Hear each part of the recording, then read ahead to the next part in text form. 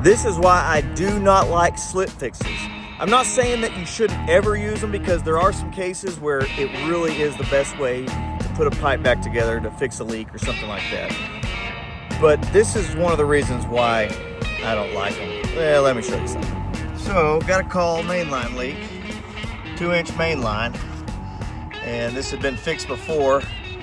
There was another pipe in here I already cut out, and it's been done away with because they added rock in here.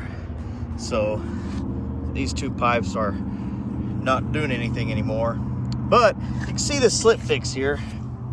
And one of the things they did was they put some tape to mark where this needs to end up at. So that's actually a good idea. You could use tape or just mark it with a Sharpie or something like that. But I tell you what, 9 times out of 10, these things are gonna leak. Sometimes it's the gaskets, sometimes it moves too much and causes a leak. There's a lot of different reasons of why these are leak. Not necessarily that it's the installation, although a lot of times these are not installed right. That's another reason they leak. But they have a tendency to leak over time. So I don't know when this was done. This may have been done a long time ago and it lasted a long time. That's great. But when I dig a leak out and I see a slip fix there, I automatically know, well, that's the problem. But you can see, look at the primer. Let me tell you, you want to talk about too much primer? Having the primer way back here when the glue joint is up here, that's way too much primer. Same way up here, glue and primer, which, you know what? This should not even have glue and primer on it, because this is the part that extends out. You know what it looks like? See, when you install a slip fix, you've got to extend it all the way. If it doesn't extend all the way, it's gonna move with either when the earth moves or when a valve turns on and off or pump turns on and off, and it'll leak right here because there's a gasket in here. It doesn't look like it's extended all the way, so it could have been installation error, but I don't know why they glued it right here. Unless this was leaking and they thought, oh, we'll just glue it. I don't know. Whatever reason, this is terrible. Too much primer. I mean, we're gonna have to cut all of this out and redo it. So what I'm gonna do, I'm gonna cut the slip fix out. I mean, just right off the bat. And I'm gonna use what I call the horseshoe fix. And I've done other videos about that before. I like fixing it that way. It's more of a solid fix. A lot of guys don't like that because you're adding other fittings in there. They think it causes way too much pressure loss. But I never have had a problem with pressure loss after doing a horseshoe fix. You're not gonna lose a whole lot of pressure through the fitting being a 90. So I usually don't worry about it. I'd rather have something more solid than a slip fix than do a slip fix worried about losing pressure. But I'm gonna do something a little different on my horseshoe fix today. I think some of you guys may like it.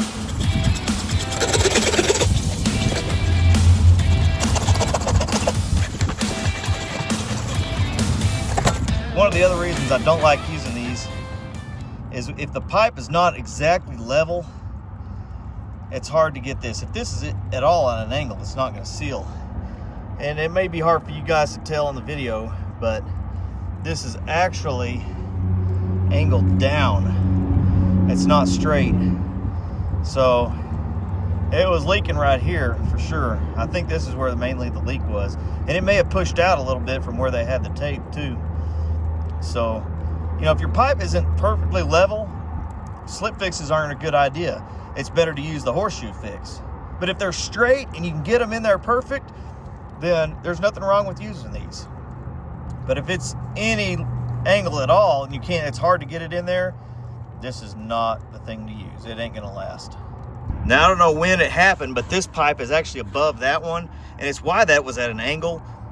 And so we're not gonna be able to do exactly what I wanted to do, but we'll do a horseshoe fix, which is another reason that since these are not the same level, we pretty much have to do a horseshoe fix. Although, you know what? I don't know, I may be able to go to the side and do what I want to do. See, I was gonna go up, but what if I went out to the side? Because this way, they're pretty much in line. Usually when I do a horseshoe fix, you've got an elbow coming up or going to the side, and then, well, it'd be like this. And then you glue a little piece right here, and you go on top of it, and you do the same thing on both sides.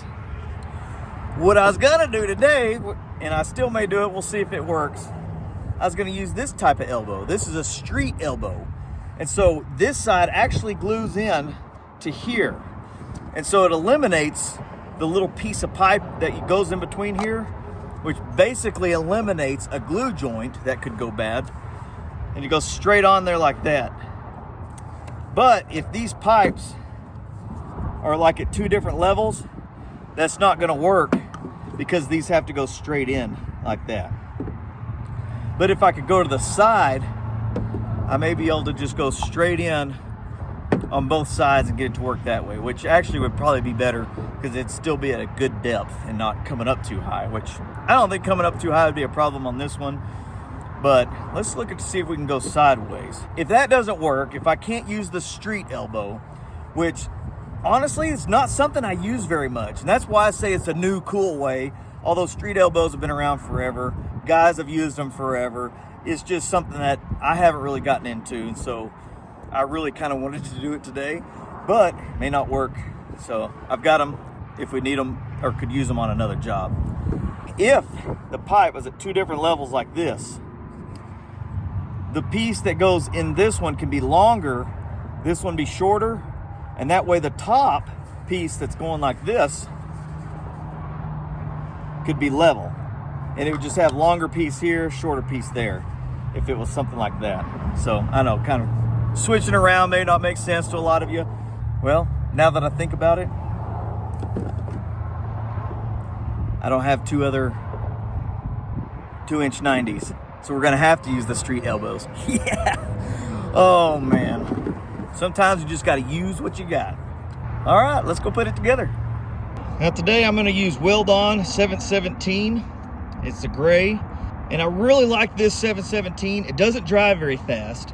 So you've gotta leave yourself plenty of room for this to set up and weld good. But I had a friend tell me that he uses this for 2-inch and up. And when I started doing that, man, I really like it. It really is, it has a lot of gap filling qualities, which it says. Again, it doesn't dry very fast, but then it does dry hard, and it is good for your bigger 2-inch and up, bigger size pipe. And then we've got a colored primer, which is always seems to be purple.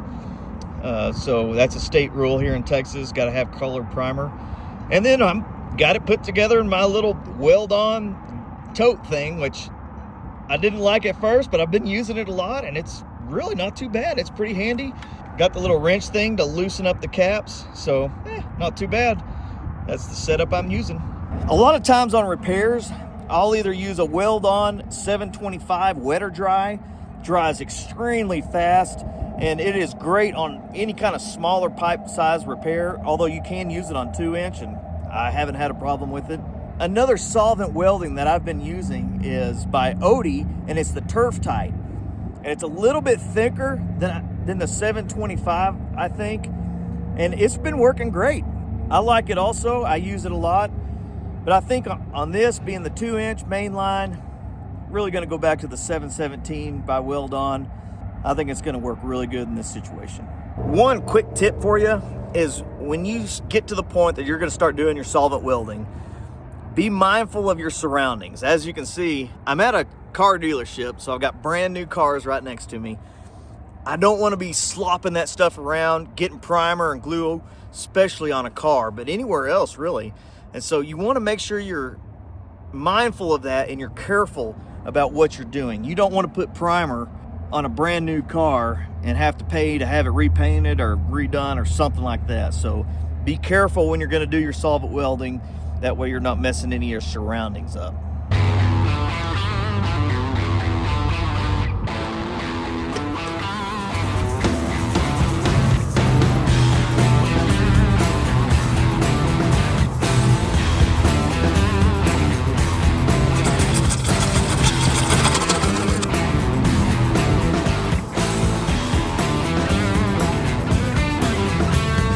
One thing about the Willin 717 is it does not like water.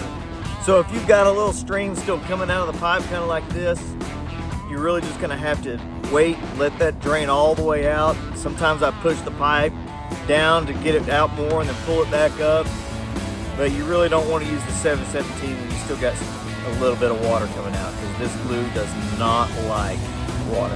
And now, the biggest trick to get that water to stop that a lot of guys use is carry around some bread. You can put some bread in there, it'll stop the water, let you do your fix, your repair, turn it back on. That bread usually just dissolves and goes out through the valve, out through the heads. May clog up a head or something like that, but you can unclog it. So that's one of the tricks that a lot of people always use, so you could try that. I usually don't have bread with me. I've even put mud in there, just something that's not going to clog up a valve or a head and get it to stop for just a few seconds. But a lot of times it's kind of the waiting game.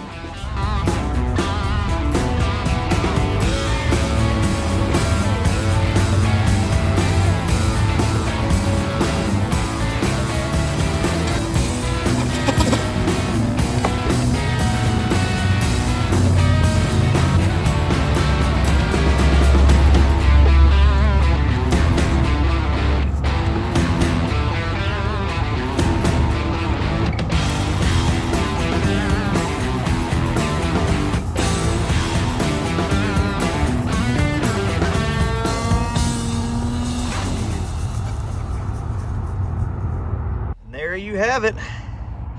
So really you could have used the street elbows on the other side or this side like I did it. So got a little bit of extra glue right there.